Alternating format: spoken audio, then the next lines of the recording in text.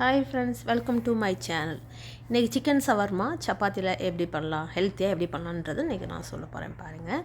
அதுக்கு நம்ம முன்னாடி பொன்லி சிக்கன் எடுத்து அதை மேக்னேட் பண்ணி வச்சுருக்கேன். இஞ்சி தூள் பேஸ்ட்டு, இஞ்சி பூண்டு paste, garam masala, chilli powder, தயிர், மிளகாத்தூள் எல்லாம் போட்டு நான் கொஞ்சம் நேரம் வச்சுருந்தேன். இப்போ அதை எடுத்து நான் குக்கரில் ஜஸ்ட் லிட்டில் வாட்டர் மட்டும் ஆட் பண்ணி அதை நான் குக்கரில் வைக்கிறேன். ஓகேவா? குக்கரில் ஒரு 1 விசில் வந்தோடனே எடுத்துடலாம். அதுக்கிடையில் நம்ம இப்போ கேரட்டு, வெங்காயம், தக்காளி எல்லாம் போட்டு வதக்கணும். எண்ணெய் போட்டு அதை வதக்கணும். இதில் நீங்கள் முட்டைக்கோஸ் போடலாம். ஏன்னா பசங்க கேரட் முட்டைக்கோஸ்லாம் சாப்பிடாத பிள்ளைங்க அதை சாப்பிட்டுக்கிறங்க. நான் பாருங்கள் சிக்கன் வெந்துடுச்சு. இதை நான் குட்டி குட்டியாக இப்போ கட் பண்ணி எடுத்துக்கிற போகிறேன். கட் பண்ணி எடுத்தாச்சா? இப்போ என்ன பண்ணணும்னா இந்த சிக்கன் பீக்ஸை குட்டி குட்டியாக கட் பண்ணி எடுத்துக்கிற வேண்டியது தான். இப்போ இந்த இருக்கிற தண்ணியை கீழே ஊற்றிடக்கூடாது. அந்த சிக்கன் தண்ணியை நம்ம கேரட்டு வெந்துக்கிட்டு இருக்கா அந்த கேரட்டில் ஊற்ற வேண்டியதான். ஏன்னா அப்போ அந்த கேரட் கொஞ்சம் வேகிறதுக்கு நல்லாயிருக்கும், டேஸ்டியாகவும் இருக்கும். அதுக்காக அந்த தண்ணியை அதில் ஆட் பண்ணிட வேண்டியது தான். இதில் நீங்கள் முட்டைக்கோஸு எல்லாமே போட்டுக்க. முட்டைக்கோஸ், கேரட்டு இதெல்லாம் போட்டிங்கன்னா இன்னும் கொஞ்சம் வயிறு ஃபில்லாக இருக்கும். ஒரு சப்பாத்தி நிறைய ஸ்டஃப் வைக்கும்போது நல்லாயிருக்கும். இப்போ நம்ம சிக்கனை அதுலேயும் போட்டாச்சு. சிக்கனை போட்டு நம்ம நல்லா கிளற வேண்டியது தான். இப்போ இதில் கொஞ்சோண்டு நம்ம என்ன செய்யணும்னா இதில் கொஞ்சம் மசாலா ஆட் பண்ணணும். ஏன்னா லைட் ஸ்பைசி இருந்தால் தான் அது டேஸ்ட்டு கொடுக்கும். அதுக்காக நான் சொன்னால் கொஞ்சம் சால்ட்டு, 1 ஸ்பூன் சால்ட்டு, கொஞ்சம் ஸ்பைசிக்காக 1/2 ஸ்பூன் மிளகாத்தூள்,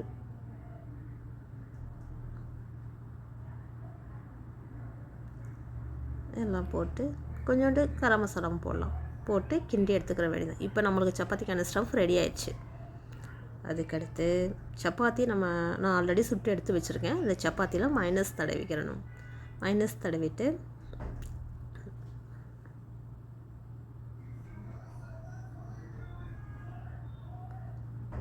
நம்ம உருளைக்கிழங்கு ஃப்ரெஞ்சு ஃப்ரைஸ் இருந்தாலும் ஃப்ரை பண்ணி இதில் எடுத்து சேர்த்துக்கலாம். நான் சேர்க்கலை, உங்களுக்கு வேணால் நீங்கள் சேர்த்துக்கோங்க. இப்போ நம்ம இந்த ஸ்டஃப் ரெடி பண்ணி வச்சுருக்கோம் பார்த்தீங்களா, அதை எடுத்து இப்படி வச்சிட வேண்டியது தான். அதுக்கடுத்து கெச்சப் லைட்டாக, அதாவது சில ஒருத்தவங்களுக்கு நல்லா நிறையா போட்டால் பிடிக்கும், சில ஒருத்தவங்களுக்கு கம்மியாக போட்டால் பிடிக்கும். நான் கொஞ்சமாக தான் ஆட் பண்ணியிருக்கேன். அவ்வளோதான், ரோல் பண்ணிட வேண்டியதான். இதுக்கு பின்னாடி உள்ளது கீழே வராமல் இருக்கிறதுக்காக டிஷ்யூ பேப்பரில் வச்சு பிள்ளைங்கிட்ட கொடுத்துட வேண்டியது. இப்போ இது ஒரு சப்பாத்தி பசங்க சாப்பிட்டாலும் ஃபில்லிங்காக இருக்கும்.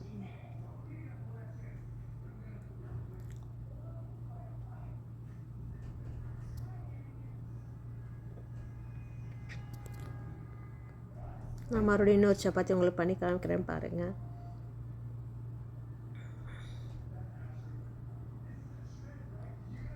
சேம் சப்பாத்தியில் லைட்டாக மைனஸ் தடவிக்க வேண்டியது, அந்த ஃபில்லிங்கை வைக்க வேண்டியது. நம்ம ஃப்ரெஞ்சு ஃப்ரைஸ் இருந்துச்சுனாலே ஃப்ரெஞ்சு ஃப்ரைஸு அதில் வைக்க வேணாம், நம்மளே ஃப்ரை பண்ணி அதில் எடுத்து வச்சுக்கலாம். மறுபடியும் ரோல் பண்ணி கெச்சப் தடவி ரோல் பண்ணி வைக்க வேண்டியது, அவ்வளோதான்.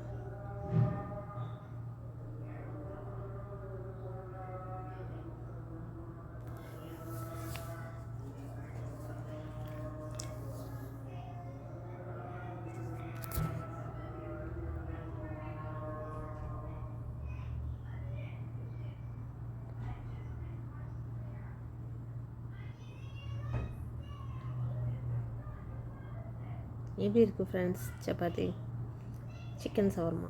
என் பாப்பா சாப்பிட்றா பாருங்களேன், ஒரு ரியாக்ஷனை பாருங்களேன். அவள் தேங்க்ஸ்